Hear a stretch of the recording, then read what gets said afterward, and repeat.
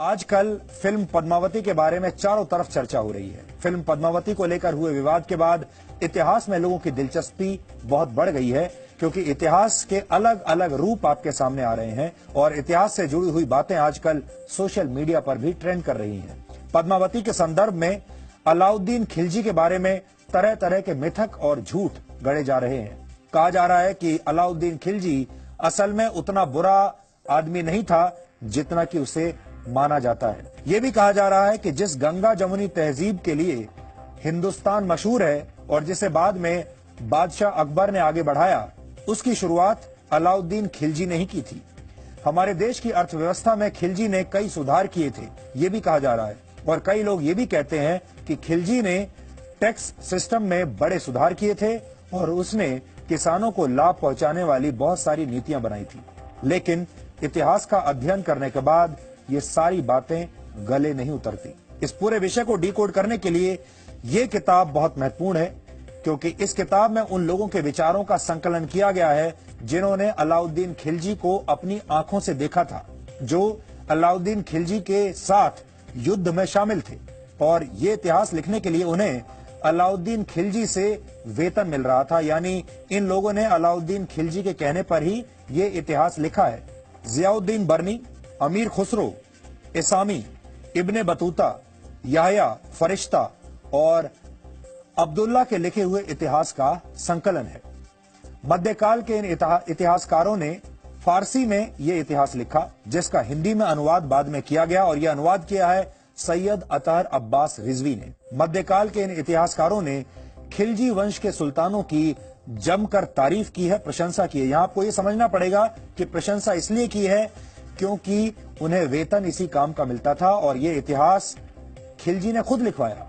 लेकिन तारीफ करते करते इन इतिहासकारों ने कई गलतियां भी कर दी और उन्होंने कई ऐसी बातें गलती से लिख दी जिनसे अलाउद्दीन खिलजी का सच सामने आ जाता है। और आज हमने उन्हीं गलतियों को इस किताब से पकड़ा है।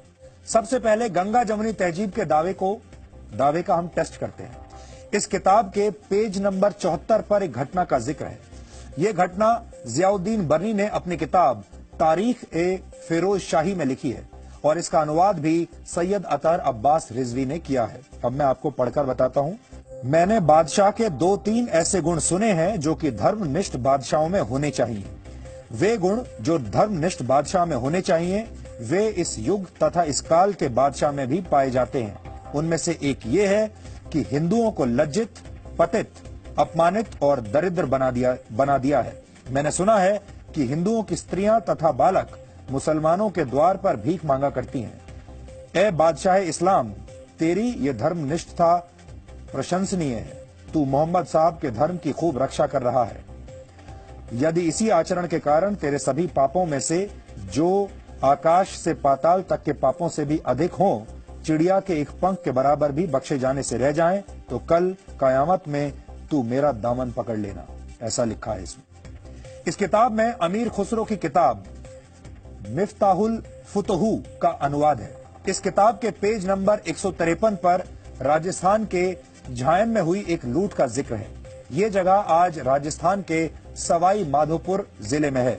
और अब मैं आपको 153 नंबर पर क्या लिखा है ये भी पढ़कर बताता हूं। तीसरे दिन दोपहर में सुल्तान झायन पहुंचा और राय के महल में उतरा। महल की सजावट और कारीगरी देखकर वह चकित रह गया। वह महल हिंदुओं का स्वर्ग ज्ञात होता था। चूने की दीवारें आईने के समान थी, उसमें चंदन की लकड़ियां लगी थी।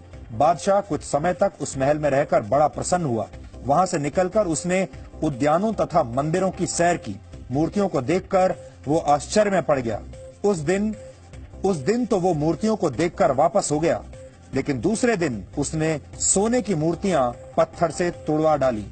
महल, किला तथा मंदिर तोड़वा डाले गए। लकड़ी के खंभों को जलवा दिया गया। झायन की नींव इस प्रकार खोद डाली गई कि सैनिक धन संपत्ति द्वारा माला माल हो गए। मंदिरों से ये आवाज आने लगी कि शायद कोई अन्य महमूद जीवित हो गया। महमूद से यहाँ मतलब है महमूद गजनवी, कि शायद कोई अन्य महमूद जीवित हो गया। 2 पीतल की मूर्तियां जिनमें से प्रत्येक 1,000 मन के लगभग थी, तोड़वा डाली गई और उनके टुकड़ों को लोगों को दे दिया गया। इस घटना के डिटेल्स पढ़ने के बाद ये बात और पुख्ता हो जाती है कि खिलजी के शासनकाल में गंगा जमुनी तहजीब नहीं थी और उसकी अर्थव्यवस्था लूटपाट पर आधारित थी। उसने मंदिरों की संपत्तियां लूटी, उसने मंदिरों को बर्बाद किया। इस किताब में अलाउद्दीन खिलजी को यह कहते हुए कई बार कोट किया गया है कि उसने भारत के नागरिकों को लूटा। इसी किताब के पेज नंबर 71 पर एक घटना का जिक्र है और यहां पर मैं आपको पढ़कर सुनाता हूं कि जियाउद्दीन बर्नी ने क्या लिखा है। सुल्तान अलाउद्दीन ने काजी मुगीज से तीसरा मसला यह पूछा कि मैंने उस समय जबकि मैं मलिक था जो धन संपत्ति इतने रक्तपात के उपरांत देवगीर से प्राप्त की थी वो मेरी है या मुसलमानों के बैतुल माल की। काजी मुगीज ने उत्तर दिया, मेरे लिए राज सिंहासन के सम्मुख सत्य बोलने के अतिरिक्त अन्य उपाय नहीं है। जो धन संपत्ति अन्नदाता देवगीर से लाए हैं वो सब इस्लामी सेना के परिश्रम से प्राप्त हुई है। जो धन संपत्ति इस्लामी लश्कर के बल से प्राप्त हो वो मुसलमानों के बैतुल माल का हक है। यानी यदि अन्नदाता कहीं से अकेले कुछ धन संपत्ति प्राप्त करें तो वो शरा के नियम से अन्नदाता की ही होगी और वह अन्नदाता के लिए शरा के अनुसार हलाल होगी। सुल्तान अलाउद्दीन काजी मुगीसुद्दीन से इस पर बड़ा रुष्ट हुआ और उससे कहा कि तू क्या बकता है, तुझे कुछ पता भी है कि जो धन संपत्ति मैंने अपने प्राणों पर खेलकर तथा अपने कर्मचारियों को भय में डालकर अपनी मलिकी के समय उन हिंदुओं से प्राप्त की है जिनके विषय में किसी को दिल्ली में कोई जानकारी भी न थी और जिसे मैंने बादशाह के खजाने में भी नहीं भेजा और जो मैंने स्वयं खर्च करनी आरंभ कर दी, वह किस प्रकार बैतुल माल की हो सकती है। पेज नंबर 93 अब मैं आपको पढ़कर बताता हूं। मलिक नायब ने तिलंग की सीमा पर पहुंचकर आसपास के कस्बों तथा देहातों को विध्वंस कर दिया। उन स्थानों के रायों तथा मुकद्दमों ने इस्लामी सेना की लूटमार देखकर मार्ग के सभी किले छोड़ दिए और अरंगल पहुंचकर किले में घुस गए। अब देखिए 79 पर, अब इसमें यहां लिखा है, दुआब तथा उसके आसपास के 100 कोस के प्रदेश में इस प्रकार खिराज निश्चित किया गया कि प्रजा 10 मन से अधिक अनाज एकत्रित नहीं कर सकती थी और खिराज वसूल करने में इतनी कठोरता दिखाई जाती थी कि प्रजा को अनाज खलियान में ही बंजारों के हाथ बेचने पर विवश हो जाना पड़ता था। कुछ लोग अलाउद्दीन खिलजी को किसानों का मसीहा साबित करने में जुटे हैं, लेकिन सच क्या है ये इस किताब में साफ लिखा है। कुछ बुद्धिजीवी ये अफवाह भी फैला रहे हैं कि अलाउद्दीन खिलजी ने पहली बार इस देश के टैक्स सिस्टम में बहुत बड़े सुधार किए थे, जबकि खिलजी के समय से करीब 1500 वर्ष पहले हमारे देश में चाणक्य नाम के एक विद्वान ने अर्थशास्त्र पर एक शानदार किताब लिखी थी और उसमें किसी देश को चलाने के जरूरी नियमों के बारे में विस्तार से बताया गया था।